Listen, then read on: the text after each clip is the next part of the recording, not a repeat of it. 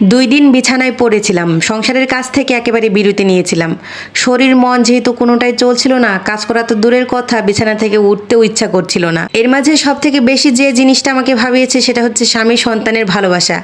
ওদের এতটা যত্ন পেয়েছি আমি এই 2টা দিনে, ওরা আমাকে খুবই যত্ন করেছে। কিন্তু সংসারের কাজটা থেমেছিল অনেকটা। না থেমে থেকেও তো কোনো উপায় ছিল না, আমি যে কাজটা করতে পারি ওরা তো আর ওটা করতে পারে না। রান্নাবান্নাটা মোটামুটি ধরতে গেলে একেবারে করিনি, খুব অল্প পরিমাণে কোনো রকমে খেয়ে থাকা যায় ওভাবেই রান্না করেছিলাম। আমিও যেমন খেতে পারিনি, ওরাও কোনো রকমে খেয়েছিল আর কি। আজকে হঠাৎ মনে হলো না, এভাবে করলে তো আর চলবে না। আমার সুস্থ থাকার উপর ওদের সুস্থতা কিন্তু অনেকটা নির্ভর করে, তাই জোর করেই আজকে নিজেকে সুস্থ রাখার প্রচেষ্টায় নেমে পড়েছি। আমার শাশুড়িমাকে দেখতাম, এখনও দেখে আসতেছি, উনি কিন্তু সহজে নিজেকে অসুস্থ ভাবেন না।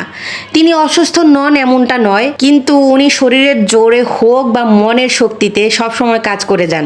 সংসারের কাজ কখনো ফেলে রাখেন না। আমরা সবাই সবসময় ওনাকে মানা করি যে এই কাজটা করার দরকার নেই, পরবর্তীতে দেখা যাবে আপনি অসুস্থ হয়ে যাবেন, আর এই কাজটা এখন জমে থাকলে তো কোনো অসুবিধা নেই, হোক 2-4 টাকার ক্ষতি হলে কোনো সমস্যা নেই। কিন্তু উনি সবসময় দেখা যায় মানে অনেক কষ্ট করে করতেছে, আমরা বুঝতেছি জিনিসটা, তবুও উনি করবেন। মোট কথা আমার শাশুড়িমা মনে করেন যে ওনার দ্বারাই এই কাজটা করা সম্ভব, উনি এই কাজটা ঠিকঠাক মতো করতে পারবেন। পরিশেষে কষ্ট করে হলেও তিনি ওই কাজটা কমপ্লিট করে ফেলেন। আজকে শাশুড়ি মায়ের কথা খুব বেশি মনে পড়ছে, কারণ আমিও আজকে নিজের সংসারের কথা চিন্তা করে, স্বামী সন্তানের কথা চিন্তা করে ভাবলাম যে রান্নাবান্না বা আদার যে কাজগুলো আছে ওগুলো যদি না করি তাহলে কিন্তু এগুলো জমে থাকবে, আর দেখা যাবে ওরাও করতে পারবে না, আমি ছাড়া তো আর এগুলো ওরা করতে পারবে না, এটা সম্ভবই না।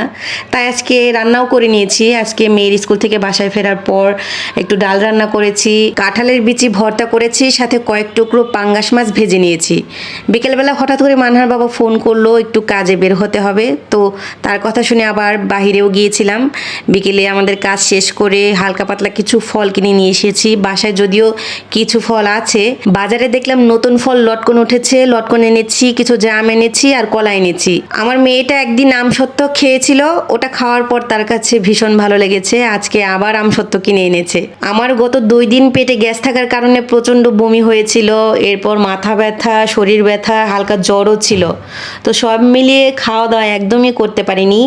আজকে কাঁঠালের বিচির একটু ভর্তা দিয়ে সাথে একটু মাছ ভাজা দিয়ে কিছু ভাত খেয়েছি। ঝাল ঝাল খেতে ইচ্ছে করছিল, যদিও ভর্তা খাওয়াটা আমার তেমন উচিত হয়নি, অল্প পরিমাণেই খেয়েছি। বাজার থেকে যেহেতু পাকা জাম নিয়ে এসেছি, ওটার একটু মাখা তৈরি করে নিচ্ছি।